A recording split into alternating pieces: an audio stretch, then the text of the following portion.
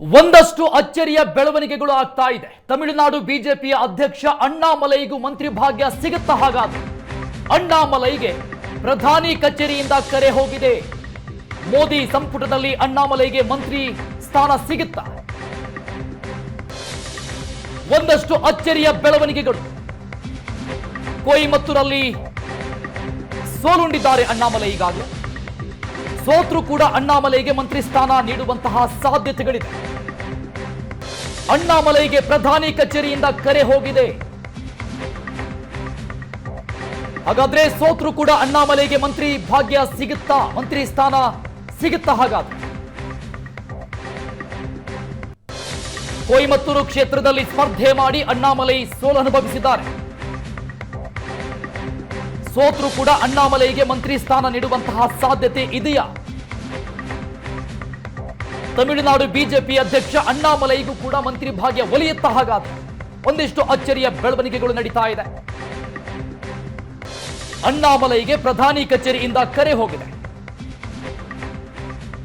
ಈಗಾಗಲೇ ಕೆಲವೊಂದಿಷ್ಟು ಜನರಿಗೆ ಪ್ರಧಾನಿ ಕಚೇರಿಯಿಂದ ಕರೆ ಹೋಗಿರುವಂತಹ ಒಂದು ಶಾರ್ಟ್ ಲಿಸ್ಟ್ ಗಮನಿಸಿದ್ವಿ. ಈಗ ಬಂದಿರುವಂತಹ ಬಿಗ್ ಬ್ರೇಕಿಂಗ್ ನ್ಯೂಸ್ ಇದು. ತಮಿಳುನಾಡು ಬಿಜೆಪಿಯ ಅಧ್ಯಕ್ಷ ಅಣ್ಣಾಮಲೈಗೂ ಕೂಡ ಪ್ರಧಾನಿ ಕಚೇರಿಯಿಂದ ಕರೆ ಹೋಗಿದೆ. ಮೋದಿ ಸಂಪುಟದಲ್ಲಿ ಅಣ್ಣಾಮಲೈ ಮಂತ್ರಿ ಆಗ್ತಾರ? ಹಾಗಾದ್ರೆ ಒಂದಷ್ಟು ಅಚ್ಚರಿಯ ಬೆಳವಣಿಗೆಗಳಿಗೆ ಸಾಕ್ಷಿ ಆಗ್ತಾ ಇದೆ. ಈ ಬಗ್ಗೆ ಇನ್ನಷ್ಟು ಡೀಟೇಲ್ಸ್ ಕೊಡ್ತಾರೆ ನಮ್ಮ ದೆಹಲಿಯ ಪ್ರತಿನಿಧಿ ಮಂಜುನಾಥ್ ದೂರವಾಣಿ ಸಂಪರ್ಕದಲ್ಲಿದ್ದಾರೆ. ಮಂಜು, ಒಂದಿಷ್ಟು ಅಚ್ಚರಿಯ ಬೆಳವಣಿಗೆಗಳಂತೂ ಆಗ್ತಾ ಇದೆ. ಮಂಜುನಾಥ್, ಅಚ್ಚರಿ ಅಂದ್ರೆ ಅಣ್ಣಾಮಲೈಗೆ ಯಾಕೆ ಕರೆ ಹೋಯಿತು ಅಂತ? ಅಣ್ಣಾಮಲೈಗೆ ಮಂತ್ರಿ ಸ್ಥಾನ ಫಿಕ್ಸ್? ಹಾಗಾದ್ರೆ ಬಹುತೇಕ ಫಿಕ್ಸ್ ಅಂತ ಕಾಣಿಸುತ್ತೆ. ಆದ್ರೆ ತಮಿಳುನಾಡು ರಾಜ್ಯದಲ್ಲಿ ಹಿಂದೆಯೂ ಕೂಡ ಒಂದು ಪ್ರಯೋಗ ಮಾಡಿತ್ತು ಬಿಜೆಪಿ. ಅಂದ್ರೆ ಮುರುಗನ್ ಅವರನ್ನ ಅವರು ರಾಜ್ಯಾಧ್ಯಕ್ಷರಾಗಿದ್ರು. ಅವರಿಗೆ ಯಾವುದೇ ಪದವಿ ಇರ್ಲಿಲ್ಲ, ಗೆದ್ದಿರ್ಲಿಲ್ಲ, ಲೋಕಸಭೆಯಲ್ಲಿ ಗೆದ್ದಿರ್ಲಿಲ್ಲ. ಹಾಗಾಗಿ ಅವರನ್ನ ಇದರಿಂದ ಮಧ್ಯಪ್ರದೇಶದಿಂದ ರಾಜ್ಯಸಭೆಗೆ ಆಯ್ಕೆ ಮಾಡಿ ಮುರುಗನ್ ಅವರನ್ನ ಎರಡನೇ ಹಂತದ ಒಂದು ಕ್ಯಾಬಿನೆಟ್ ಎಕ್ಸ್ಪಾನ್ಷನ್ ನಲ್ಲಿ ಲಾಸ್ಟ್ ಟೈಮ್ ಮಾಡಿದ್ರು. ಆ ರಾಜ್ಯಕ್ಕೆ ಒಂದು ಸ್ಥಾನಮಾನ ಕೊಡುವಂತಹ ಹಿನ್ನೆಲೆಯಲ್ಲಿ ಮಾಡಿತ್ತು. ಅದೇ ರೀತಿ ಅದೇ ಪ್ರಯೋಗ ಈ ಸಾರಿ ಮಾಡಿದರೆ ತಮಿಳುನಾಡಿನ ಬಿಜೆಪಿ ರಾಜ್ಯ ಘಟಕದ ಅಧ್ಯಕ್ಷರೂ ಆಗಿರುವಂತಹ ಅಣ್ಣಾಮಲೈ ಅವರಿಗೆ ಕರೆ ಹೋಗಿದೆ. ಈ ರಾಜ್ಯಸಭೆಯಿಂದ ಯಾರಾದರೂ ಒಂದು ರಾಜ್ಯಸಭೆಯಿಂದ ಅವರನ್ನ ಆಯ್ಕೆ ಮಾಡಿಕೊಂಡು ಮಂತ್ರಿಮಂಡಲದಲ್ಲಿ ಇರುವಂತೆ ನೋಡಿಕೊಳ್ತಾರೆ. ಸಾಕಷ್ಟು ಫೈಟ್ ಕೂಡ ಮಾಡಿದ್ರು ಅಣ್ಣಾಮಲೈ. ಅಂದ್ರೆ ಬಿಜೆಪಿಯ ಫುಟ್ ಪ್ರಿಂಟ್ಸು ತಮಿಳುನಾಡಿನಲ್ಲಿ ಹೆಚ್ಚಾಗಲಿಕ್ಕೆ, ಅದರಲ್ಲೂ ಕೂಡ ಒಂದು ಹಂತವನ್ನ ದಾಟಲಿಕ್ಕೆ ಅಣ್ಣಾಮಲೈ ಅವರ ಕೊಡುಗೆ ಬಹಳಷ್ಟು ಇದೆ. ಇಡೀ ರಾಜ್ಯವನ್ನ ಅವರು ಪಾದಯಾತ್ರೆ ಮತ್ತೆ ಬಸ್ ಯಾತ್ರೆಗಳ ಮೂಲಕ ಸುತ್ತಿದ್ರು. ಬಿಜೆಪಿ ಪ್ರಚಾರ ಮಾಡಿದ್ರು. ಕೇವಲ 2-2.5 ವರ್ಷದ ಅವಧಿಯಲ್ಲಿ ತಮಿಳುನಾಡಿನಲ್ಲಿ ಬಿಜೆಪಿಯ ವೋಟ್ ಪರ್ಸೆಂಟೇಜ್ ಕೂಡ ಹೆಚ್ಚಾಗಲಿಕ್ಕೆ ಅಣ್ಣಾಮಲೈ ಅವರ ಪಾತ್ರ ಮತ್ತೆ ಕೊಡುಗೆ ಹೆಚ್ಚಿದೆ ಅನ್ನುವಂಥದ್ದು. ಈ ಹಿನ್ನೆಲೆಯಲ್ಲಿ ತಮಿಳುನಾಡು ರಾಜ್ಯಕ್ಕೆ ಒಂದು ಅವರ ಪ್ರತಿನಿಧಿಯನ್ನಾಗಿ ಸಂಪುಟದಲ್ಲಿ ಇರಬೇಕು ಅನ್ನುವಂತ ನಿಟ್ಟಿನಲ್ಲಿ ಮೋದಿ ಸರ್ಕಾರ ತೀರ್ಮಾನ ಮಾಡಿದಂತಿದೆ. ಹಾಗಾಗಿ ಅಣ್ಣಾಮಲೈ ಅವರಿಗೆ ಸ್ಥಾನಮಾನವನ್ನ ಕೊಡುವಂತದ್ದಾಗಿತ್ತು. ಆ ಒಂದು ಹಿನ್ನೆಲೆಯಲ್ಲಿ ಸೋತರೂ ಕೂಡ, ಅಂದ್ರೆ ಅವರು ಲೋಕಸಭೆ ಚುನಾವಣೆಗೆ ನಿಂತಿದ್ರು, ಸಾಕಷ್ಟು ಒಂದು ಹೋರಾಟವನ್ನ ಕೂಡ ನಡೆಸಿದ್ರು, ಅಂದ್ರೆ ಲೋಕಸಭೆಗೆ ಪ್ರವೇಶ ಪಡೆಯಲಿಕ್ಕೆ. ಆದ್ರೆ ತಮಿಳುನಾಡಿನ ಮತದಾರ ಅವರ ಕಡೆ ಒಲಿಯಲಿಲ್ಲ. ಡಿಎಂಕೆ ಪಕ್ಷಕ್ಕೆ ಮಣೆ ಹಾಕಿದ. ಹಾಗಾಗಿ ಅವರು ಸೋಲನ್ನ ಕಾಣಬೇಕಾಯ್ತು.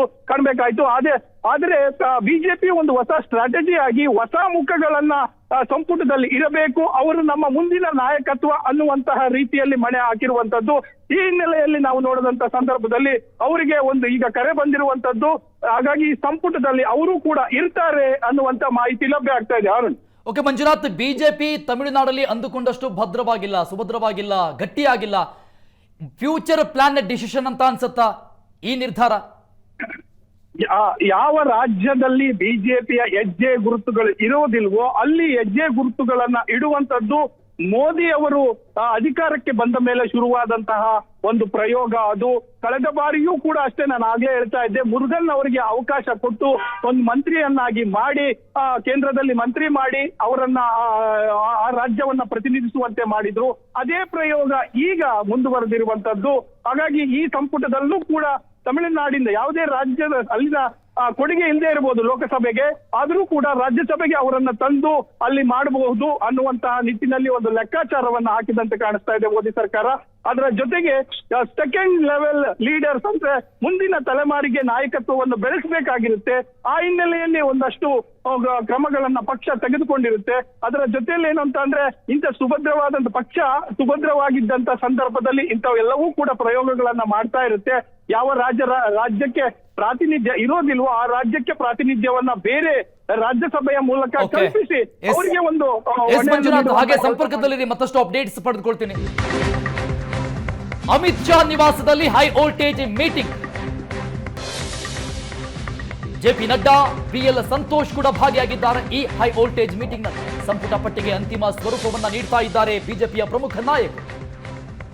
ಅಮಿತ್ ಶಾ ಅವರ ಕರೆಗಾಗಿ ರಾಜ್ಯದ ಸಂಸದರು ಒಂದ್ ಕಡೆ ಕಾಯ್ತಾ ಇದ್ದಾರೆ.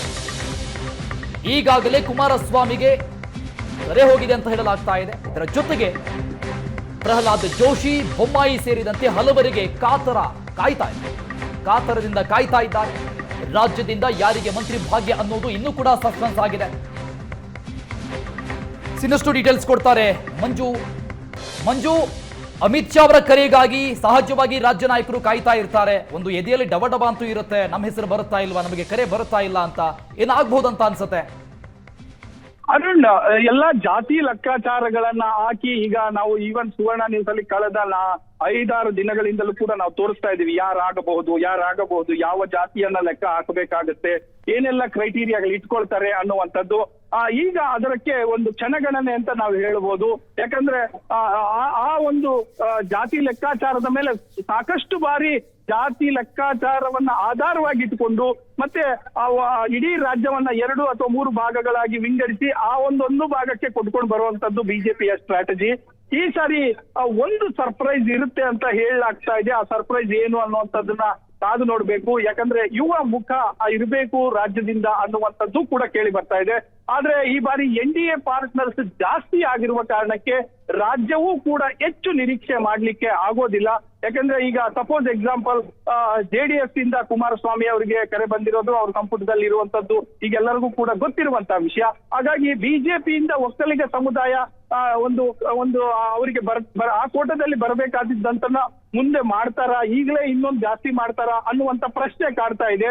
ಹಾಗಾಗಿ ಎರಡೆರಡು ಒಂದೇ ಸಮುದಾಯಕ್ಕೆ ಕೊಡುವಂತದ್ದು ಬಹಳ ಕಷ್ಟದ ಸಂದರ್ಭ ಅನ್ನುವಂಥದ್ದು. ಯಾಕಂದ್ರೆ ಸುಮಾರು 30ರಿಂದ 40ರ ಆಸುಪಾಸಿನಲ್ಲಿ ಸಂಪುಟ ಇರುತ್ತೆ ಅನ್ನೋದಾದ್ರೆ ಅವರಿಗೆಲ್ಲರಿಗೂ ಕೂಡ ಅಕಾಮಿಡೇಟ್ ಮಾಡ್ಬೇಕಾಗುತ್ತೆ.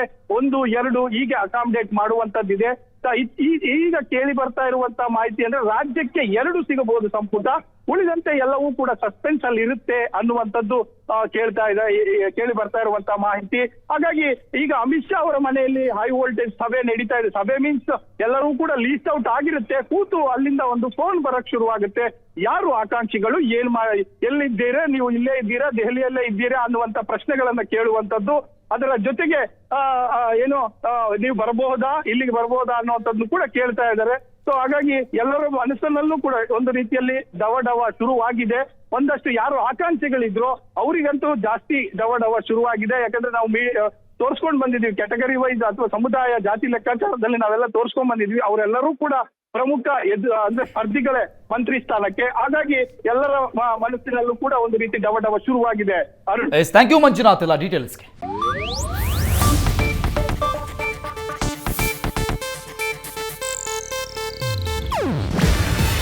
ಇದು ಏಷ್ಯಾನೆಟ್ ನ್ಯೂಸ್ ನೆಟ್ವರ್ಕ್ ಪ್ರಸ್ತುತಿ. ನೀವು ನೋಡ್ತಿದ್ದೀರಾ ಏಷ್ಯಾನೆಟ್ ಸುವರ್ಣ ನ್ಯೂಸ್.